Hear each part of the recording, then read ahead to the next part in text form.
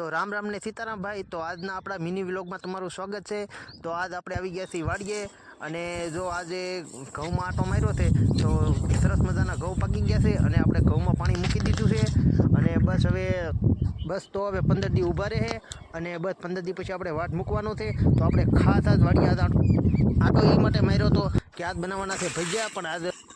પણ આજ ઘઉંની બાજુમાં રીંગણી દેખાઈ ગઈ પણ સરસ મજાના રીંગણા આવ્યા છે ગુલાબી। તો આજ એમ થઈ ગયું કે આખા રીંગણાનું શાક કરીએ પણ નહીં, આપણે શાક નથી બનાવવાનું। તો રીંગણાની પાસેથી બરાબર જુઓ તો શેણા છે વાવેલા અને શેણામાંથી ફૂલ આવ્યા છે અને શેણામાંથી બહુ વાર છે એથી આપણે ઓળા થવાની।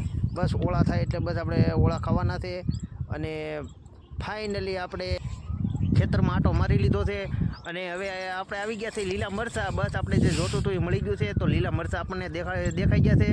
તો આજે બનાવવાના છે ભજીયા। તો મરચાં મળી ગયા છે ફાઇનલી। તો હવે મેથી પણ મળી ગઈ છે અને લીલું લસણ પણ આપણને મળી ગયું છે। તો બસ હવે મેથી લઈ અને લીલું લસણ લઈને તો આપણે જવું ઘેરે મિત્રો। તો મિત્રો કેવો લાગ્યો વ્લોગ?